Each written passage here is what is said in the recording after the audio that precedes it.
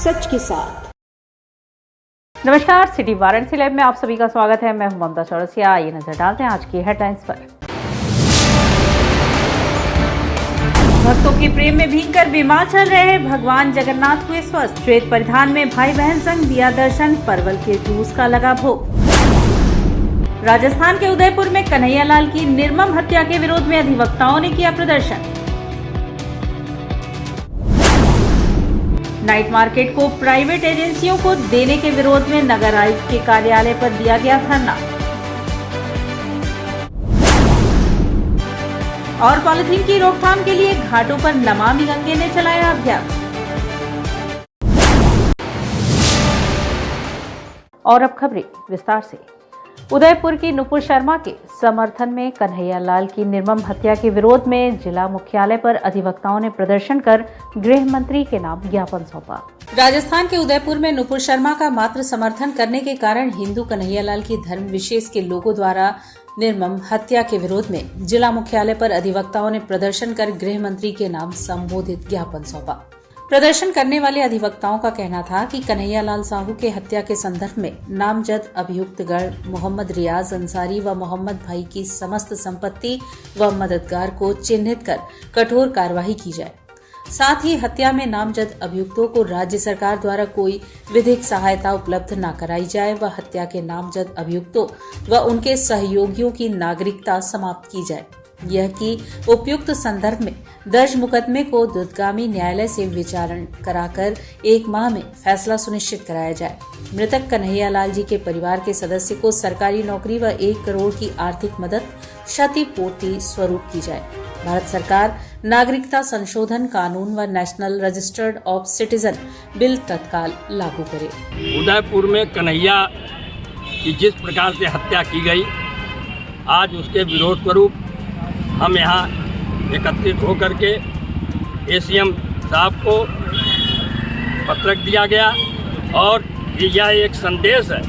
इस संदेश के माध्यम से हम कहना चाहते हैं पूरे देश के लोगों से और पूरे देश के अधिवक्ता समाज को कि आप इसका जोरदार विरोध करें, जिससे कि कानून जो है इस ऐसे जघन्य अपराध के लिए गिरफ्तार किए गए व्यक्ति को फांसी की सजा अविलंब सुनाए, तभी जाकर के इस देश की जनता को सुकून मिलेगा। कन्हैयालाल साहू जी की जिस प्रकार हत्या की गई, ये जघन्य अपराध में आता है। इसके लिए हम लोगों ने पत्र लिखा है। पत्र लिख के ये मांग की गई है कि जो दोषी पकड़ाए गए हैं, गिरफ्तार हुए हैं, उनका मामला जो द्रुतगामी न्यायालय में चलाया जाए। कन्हैया के परिवार को 1 करोड़ रुपए की आर्थिक मदद की जाए। उनके परिवार के 2 सदस्यों को तत्काल नौकरी दी जाए और जितने भी मतलब ये बाहरी मतलब बांग्लादेशी हैं, रोहिंग्या हैं, ऐसे लोगों को चिन्हित करके मतलब एनआरसी को तत्काल लागू किया जाए और ऐसे लोगों को चिन्हित करके बाहर किया जाए देश से, ताकि ये जो घटनाएं हो रही हैं लगातार, इसको रोका जा सके। छावनी परिषद के पूर्व उपाध्यक्ष शैलेंद्र सिंह के नेतृत्व में ठेला पटरी, खिमचा, ऑटो चालक व दर्जनों बेरोजगारों ने नगर आयुक्त के कार्यालय पर सांकेतिक धरना दिया।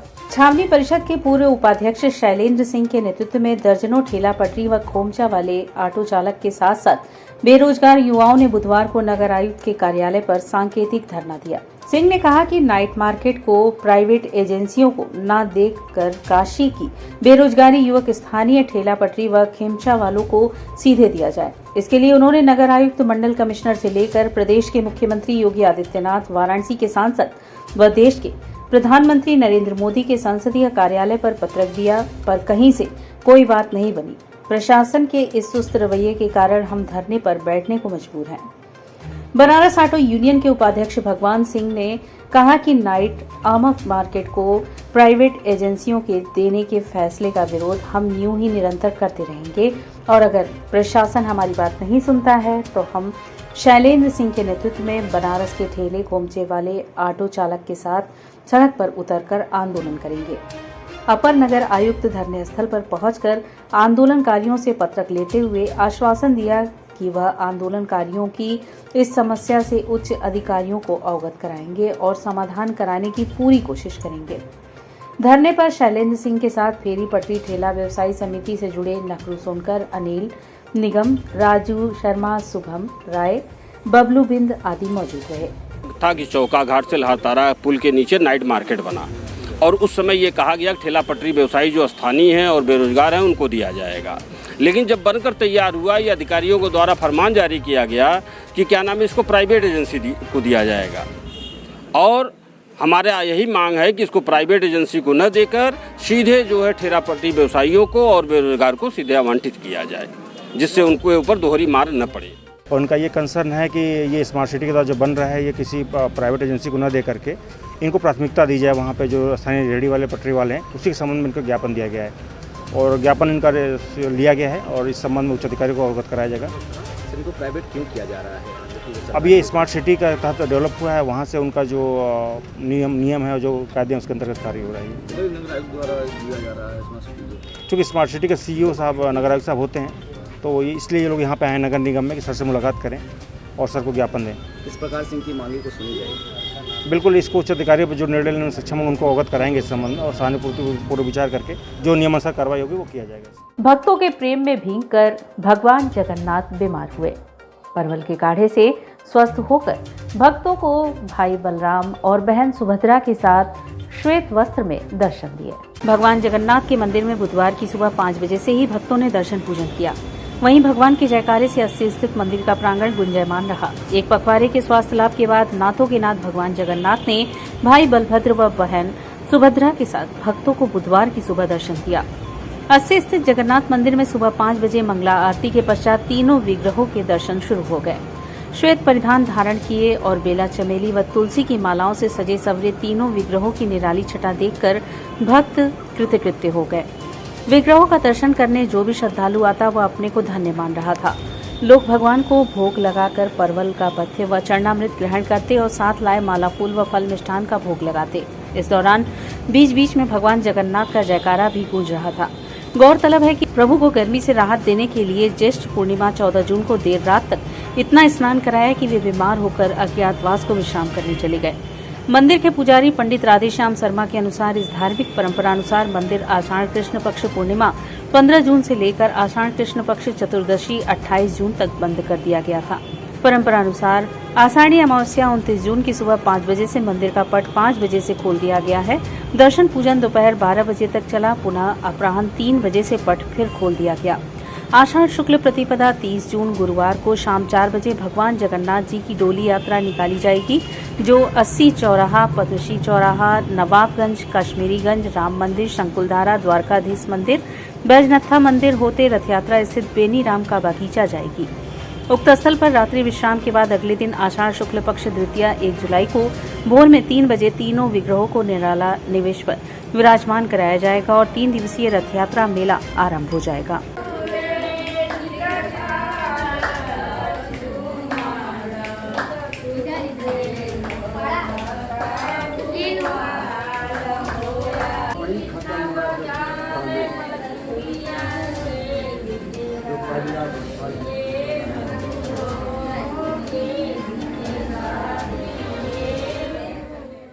भगवान जेठ पूर्णिमा के स्नान करने के बाद 15 दिन के लिए अस्वस्थ हो गए थे, जो कि एकांतवास में निवास कर रहे थे। भगवान को काढ़े का भोग 14 दिन दिया गया। स्वस्थ होने पर आज प्रातःकाल भगवान प्रकट हुए सफेद वस्त्र में और उनको पंचामृत से स्नान कराया गया, मंगला आरती हुई। इसके बाद काढ़ी परवल का दूध उनको दिया गया। 12 बजे उनको 56 प्रकार के भोजन पदार्थ। नमामि गंगे की टीम ने गंगा की सफाई कर पॉलिथीन की रोक को लेकर घाटों पे अभियान चलाया व घाट किनारे लोगों से पॉलिथीन का इस्तेमाल न करने की अपील की। काशी और उसकी आत्मा गंगा को पॉलिथीन मुक्त करने को लेकर दशाश्वमेध, अहिल्याबाई, प्रयाग, राजेंद्र प्रसाद एवं मान मंदिर घाट पर नमामि गंगे के सदस्यों ने जागरूकता एवं स्वच्छता अभियान चलाया। गंगा घाट पर उपस्थित श्रद्धालुओं एवं पूजन वस्तुओं के दुकानदारों को कपड़े का झोला देकर नमामि गंगे काशी क्षेत्र के संयोजक राजेश शुक्ला ने लाउड स्पीकर से पॉलिथीन से होने वाले नुकसान के बारे में बताया और उन्हें पॉलिथीन इस्तेमाल नहीं करने का संकल्प भी दिलाया। बंद करो पॉलिथीन, काशी को बनाओ सुंदर और क्लीन। पॉलिथीन रोकेंगे, काशी को स्वच्छ व स्वस्थ बनाएंगे, जैसे नारों से गंगा तट गूंज उठा। बाइट राजेश शुक्ला। आयोजन में प्रमुख रूप से काशी क्षेत्र के संयोजक राजेश शुक्ला, बीना गुप्ता, हनुमान साहनी, अजब साहनी, अजय साहनी, मिट्टू पांडे, सुमन सिंह आदि उपस्थित रहे। लोगों को पॉलिथीन का उपयोग करने के लिए मना किया है। हमने माताओं बहनों को, जो पूजन सामग्री के दुकानदार हैं, उनको झोला, कपड़े का झोला बांटा है और सबसे यही निवेदन किया है कि झोला लेकर निकलें, क्योंकि हम खुशी खुशी पॉलिथीन तो ले लेते हैं, लेकिन पॉलिथीन जब पूजन सामग्री के साथ गंगा में जाता है तो गंगा मैया को बड़ा ही नुकसान पहुंचाता है। पॉलिथीन बहुत जहरीले केमिकल छोड़ता है जो कि हमारे पर्यावरण और इस पूरे जो जीवित लोग यहाँ उपस्थित हैं, जैसे पेड़ पौधे, मनुष्य और गंगा में रहने वाले जीव जंतु, इनके लिए बड़ा ही नुकसानदेह है। इस पॉलिथीन को हमें अपने जीवन के हर पहलू से बाहर निकालना है। राजा तालाब का प्रसिद्ध रथ यात्रा मेला 1 जुलाई से प्रारंभ हो रहा है। अफसोस की बात यह है कि जगन्नाथ जी का रथ जहां जहां से गुजरेगा वहां वहां गड्ढों में गंदा जल जमाव है, जो खतरनाक साबित हो सकता है। आराजी लाइन क्षेत्र के राजा तालाब का प्रसिद्ध 2 दिवसीय रथ यात्रा मेला 1 जुलाई शुक्रवार से शुरू हो रहा है। भगवान जगन्नाथ का रथ जिन मार्गों से गुजरेगा वो मार्ग इस समय खास्ता हाल है। यहाँ जगह जगह बड़े बड़े गड्ढे हो गए हैं जिनमें गंदा पानी भरा हुआ है। भगवान जगन्नाथ का रथ इन गंदे पानी से होकर ही गुजरेगा। रथ यात्रा मेले के तहत भगवान जगन्नाथ का रथ रानी बाजार, कशनार, राजा तालाब, बिरबापुर से होते हुए हरपुर, भैरव तालाब तक 3 किलोमीटर लंबा रास्ता तय करता है। इस 3 किलोमीटर मार्ग में जगह जगह जानलेवा गड्ढे हैं जिनमें इकट्ठा है मलजल। इसके चलते रथ तो इन गड्ढों से गुजरेगा ही, दूर दराज से मेले में आने वाले लोगों को भी इन्हीं गड्ढों से गुजरना होगा। यहाँ यह भी बता दें कि इस मेले में श्रद्धालुओं की भारी भीड़ जमा होती है। ऐसे में दुर्घटना से इनकार नहीं किया जा सकता। मेला शुरू होने में महज 2 दिन शेष है, पर प्रशासन की निगाह इस तरफ बिल्कुल नहीं है। दरअसल इन मार्गों के किनारे स्थित सीवर नालों की सफाई नहीं होने से, नालों के ढक्कन खुले होने से सड़कों की हालत खस्ता हो चली है। आम दिनों में ही हमेशा इन मार्गों पर अनहोनी की आशंका बनी रहती है, फिर यह तो मेला है। बता दें कि रानी बाजार स्थित महाराजा बलवंत सिंह विधि महाविद्यालय परिसर से रथ यात्रा का शुभारंभ काशीराज परिवार के प्रतिनिधि कुंवर अनंत नारायण सिंह रथ खींचकर करते हैं। इस मेले में सम्भ्रांत लोगों के अलावा जनप्रतिनिधि सहित प्रशासनिक अमला भी शामिल होता है। बावजूद इसके यह मार्ग दुर्घटनाग्रस्त है। स्थानीय निवासी सामाजिक कार्यकर्ता राजकुमार गुप्ता ने बताया कि इस समस्या के समाधान के लिए आला अधिकारियों से कई बार स्थानीय लोगों व जनप्रतिनिधियों ने गुहार लगाई, ट्वीट भी किया। क्षेत्रीय विधायक नील रतन पटेल नीलू से भी अनुरोध किया, लेकिन कुछ नहीं हुआ। समस्या जस की तस बनी हुई है। चेतावनी देते हुए कहा है कि अगर कोई अनहोनी होती है तो समस्त जिम्मेदारी जिला प्रशासन की होगी। सेवापुरी विधानसभा के राजातला इलाके में है, जहां 2 दिन बाद प्रसिद्ध रथ यात्रा मेला का शुरुआत होगा। 2 दिवसीय रथ यात्रा मेला होता है। यह पंचकोशी मार्ग लगायत रथ यात्रा मार्ग है। इसी मार्ग से रानी बाजार से काशी नरेश के प्रतिनिधि कुंवर साहब रथ खींचकर भगवान जगन्नाथ की रथ यात्रा का मेला का शुरुआत करते हैं। रानी बाजार, कचनार, बिरभानपुर, हरपुर, भैरव तालाब में रथ जाकर रुकता है। वहाँ दूर दराज से श्रद्धालु आके दर्शन करते हैं। कि आपको लगता है कि ऐसी हालत में रथ पहुंच पाएगी अपनी मंजिल तक? क्या लग रहा है आपको कि भगवान जगन्नाथ का जो सैकड़ों साल पुराना ऐतिहासिक प्रसिद्ध त्योहार मनाया जाता है, सड़कों की हालत बहुत ही दयनीय है। चारों तरफ नाले बजा रहे हैं और सड़कों में बड़े बड़े जानलेवा गड्ढे हैं। हमारा इस वीडियो के माध्यम से अनुरोध है, निवेदन है कि जो सोई आत्मा है कम से कम भगवान के नाम से, कम से कम ईश्वर के नाम से जागे, इन गड्ढों की भराई कराएं, क्योंकि परसों रथ यात्रा का प्रसिद्ध मेला है।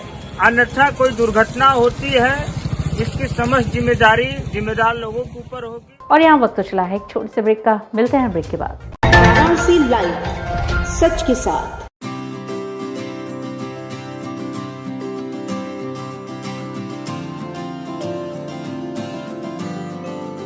We know how to shine, we know how to rise. We are nurtured with the best, having fun and some rest. We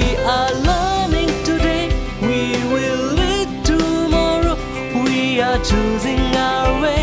We're learning and play. We are creative, that is our motive.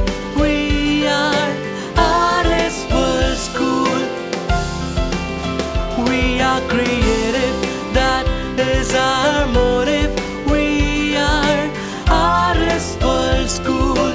Artist World School. We just don't believe in learning. We believe in creative learning. We are RS World School. Learn today, lead tomorrow. Corona virus ने देश में एक बार फिर से रफ्तार पकड़ ली है। ऐसे में जरूरी है कि सभी लोग पूरी एहतियात बरतें। घर से बाहर निकलते समय मास्क का सदैव प्रयोग करें। समय समय पर हाथों को सैनिटाइजर से सैनिटाइज करें। ज्यादा भीड़ भाड़ वाली जगहों में जाने से बचें। 2 गज की दूरी का पालन करें। स्वस्थ रहें, सुरक्षित रहें। जनहित में जारी वाराणसी लाइव। वाराणसी लाइव, सच के साथ। और ब्रेक के बाद पुनः आपका स्वागत है। बिजली विभाग की मनमानी व घोर लापरवाही लोगों के लिए परेशानी का सबब बनी हुई है। जगह जगह गड्ढे खोदकर इस बरसात में खतरों को दावत देना है। ताजा मामला वाराणसी के प्रधान डाकघर का मुख्य द्वार है, जहां गड्ढा जल जमाव की चपेट में है। बिजली विभाग की मनमानी से जनता परेशान हो रही है।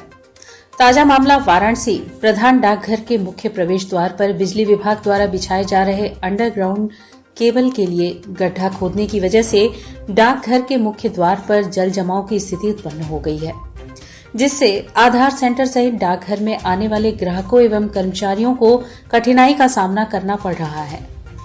आपको बताते चले कि कुछ महीनों पूर्व भी बिजली विभाग ने प्रधान डाकघर के समीप इसी तरह का गड्ढा खोदकर केबल बिछाने का कार्य किया था। उस समय भी आम जनमानस और डाकघर के कर्मचारियों को कठिनाई का सामना करना पड़ा था। सवाल यह है कि विद्युत विभाग कब तक इस तरह कार्य करता रहेगा। एक बार में विद्युत विभाग अपने कार्य को पूर्ण क्यों नहीं करता है। बरसात का पानी है, बिजली विभाग खोद दिया है और पानी लग गया है, पब्लिक को आने जाने में दिक्कत हो रही है। बिजली विभाग आए दिन ऐसे खोद दे रहा है, क्या वजह हो सकती है इसके पीछे? अब तो इसके पीछे बिजली विभाग ही बता सकता है कि परमिशन लेकर खोदे हैं या कैसे खोदे हैं। अब जनता को आने जाने में दिक्कत हो रही है। बात की जाए बुजुर्गों की, बुजुर्ग यहाँ आधार वगैरह बनवाने आते हैं। अब बुजुर्ग हैं, बच्चे हैं, महिलाएं हैं, बुढ़े हैं, सबको दिक्कत हो रही है आने जाने। पानी में से देखिए लोग आ रहे हैं, जा रहे हैं, दिक्कत तो हो ही रही है। विश्व स्तरीय चिकित्सा के लिए पूर्ण रूप से प्रतिबद्ध ऑक्टोविया हॉस्पिटल शिवपुर भरलाई में मरीजों के लिए बनकर तैयार है।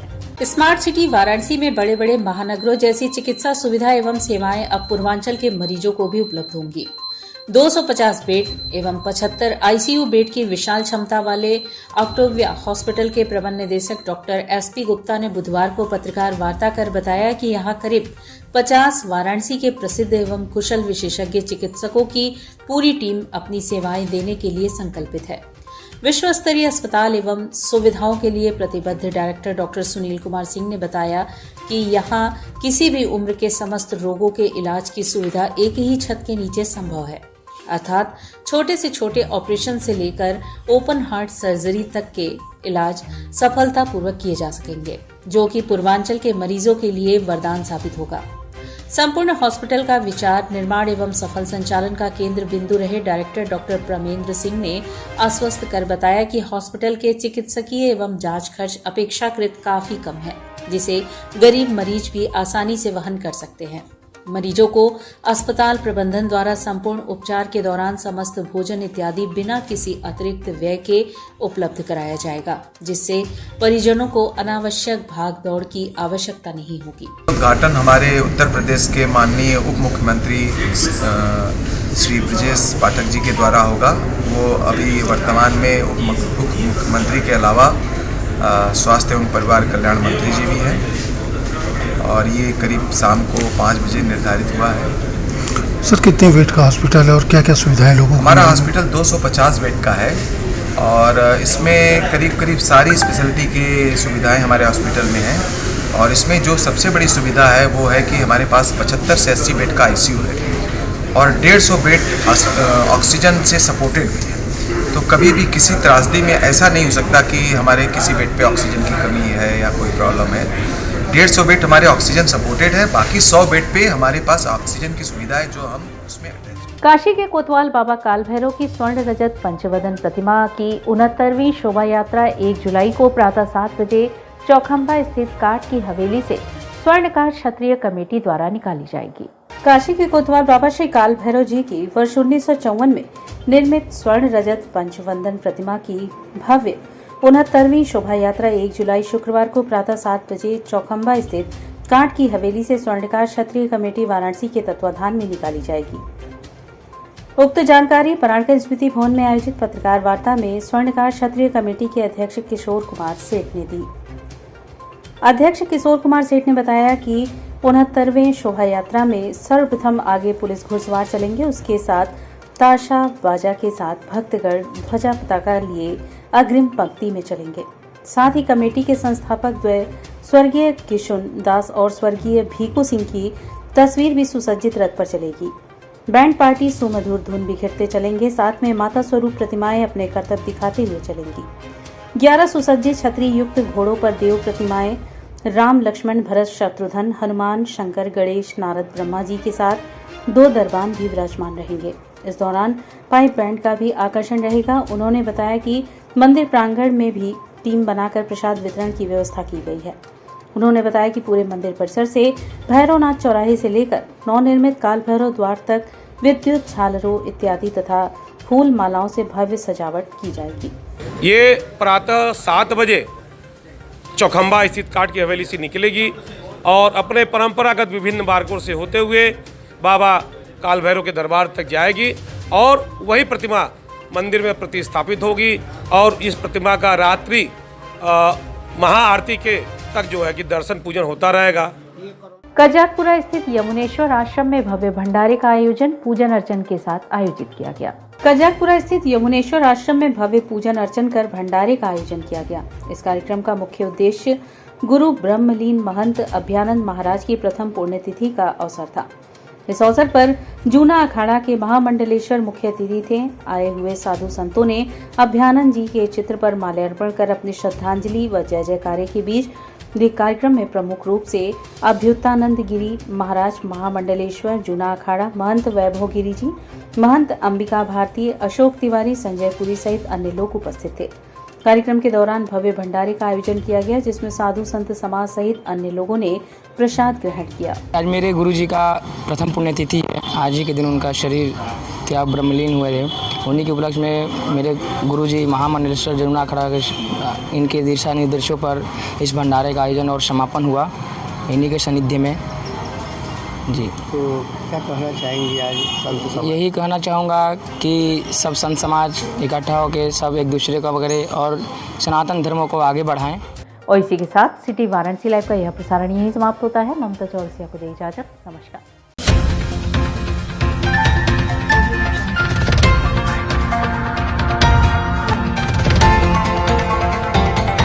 वाराणसी लाइव सच के साथ।